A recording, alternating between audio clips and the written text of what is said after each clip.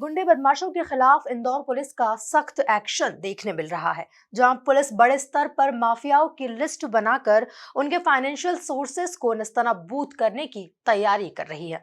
वहीं MP news के साथ एक्सक्लूसिव बातचीत करते हुए पुलिस कमिश्नर हरिनारायण चारी मिश्र ने आगामी दिनों में एंटी माफिया अभियान के तहत बड़ी कार्रवाई करने के संकेत दिए हैं। देखिए ये खास बातचीत।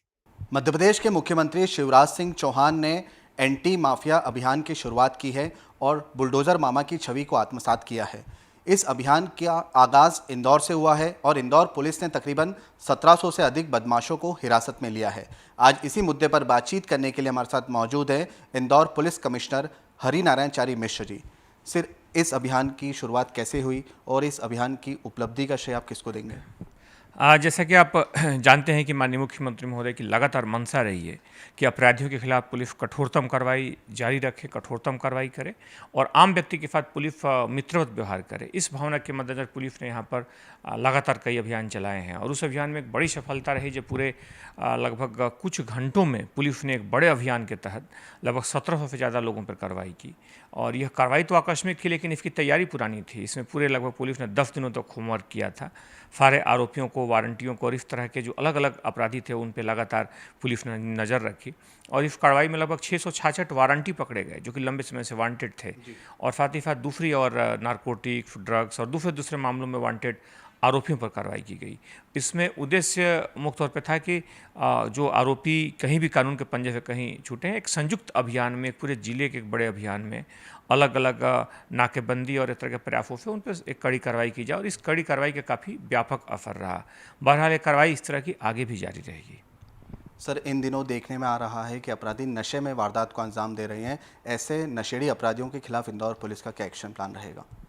पुलिस ने नशे को बड़ी गंभीरता से लिया है और अगर हम देखें तो पिछले दिनों बड़ी कार्रवाइयाँ की हैं और देश की सबसे बड़ी कार्रवाइयों में से कई कार्रवाइयाँ इंदौर में हुई। इस बार भी पुलिस ने कड़ी कार्रवाई की है और लगभग छोटे छोटे कस्बों से लेकर के, गलियों से लेकर के, जहाँ पे छोटी पुड़िया और बहुत छोटे मात्रा में इस तरह के ड्रग्स बिकते हैं वहाँ से लेकर के और जो बड़े इस तरह के जो बेचने वाले, जो इस व्यवसाय से जुड़े हुए जो अपराधी हैं, इन सब पर भी नज़र रखी है और इस पर काफ़ी बड़े बड़े नेटवर्क को पुलिस ने ध्वस्त किया है। उनके अभी आपने देखा होगा 2 दिन पहले एक मकानों को 2 तोड़े गए जो कि पलासिया और छोटी ग्वालटोली में थे। वो भी ड्रग्स से ही जुड़े हुए मामले थे जिसमें ड्रग्स की पैडलिंग में उस व्यक्ति का, उस पूरे परिवार का नाम था। तो पुलिस ने उस ड्रग्स के मामले को, ड्रग्स के अवैध व्यापार को काफ़ी गंभीरता से लिया है और कड़ी कार्रवाई की है जिसका एक बड़ा सकारात्मक असर रहा है और उसके कारण ड्रग्स पर लगातार कार्रवाई से जो अपराध हैं, अपराधों में, गंभीर अपराधों में भी कमी आई है और पुलिस ने इसके लिए एक ड्रग के लिए एक समर्पित नार्को हेल्पलाइन भी जारी किया है जिसमें मुख्य तौर पर डेडिकेटेड लाइन पर अगर कोई सूचना देता है किसी भी क्षेत्र का तो पुलिस उस पर तत्परता से कार्रवाई करती है। सर, कुछ सालों पूर्व इंदौर पुलिस ने एक बड़े माफिया अभियान की शुरुआत की थी जिसमें बड़े माफियाओं को चिन्हित किया गया था और उनके फाइनेंशियल स्रोत को खत्म किया गया था, उनके अवैध मकानों को जमींदोज किया गया था। अब कब ऐसे बड़े माफियाओं पर कार्रवाई देखने को मिलेगी? पुलिस ने हर तरह के माफिया पर कार्रवाई की। हम जानते हैं कि हर महीने जो समीक्षा होती है उसमें जो माननीय मुख्यमंत्री महोदय के द्वारा उसमें मुख्य तौर पर माफियाओं पर कार्रवाई पर ध्यान केंद्रित रहता है और पूरे प्रदेश में उस अभियान की समीक्षा की जाती है। पुलिस ने भी हर तरह के माफिया पर, चाहे भू माफिया हो, चाहे किसी भी तरह का अवैध व्यापार से जुड़ा हुआ कोई भी माफिया हो, चाहे रेत माफिया हो, चाहे अवैध किसी भी तरह के व्यापार से जुड़ा माफिया हो, पुलिस ने लगातार उस पर कार्रवाई की है। बड़े संयुक्त कार्रवाई में जिसमें नगर निगम की टीम रही है, प्रशासन की टीम रही है, पुलिस की टीम रही है, एक बड़ी कार्रवाइयों के तहत इस पर लगाम लगाई गई है और उस कड़ी कार्रवाई का एक बड़ा असर हुआ है। हम देखेंगे कि इस तरह की कार्रवाइयों से जो संगठित अपराध हैं, संगठित अपराधों में कमी आई है और एक काफ़ी उसे सकारात्मक वातावरण बना है। सर, जांच में पाया गया है कि 8 थाना प्रभारी इंदौर के ऐसे हैं जो कि नियम अनुसार रात्रि गश्त नहीं कर रहे थे।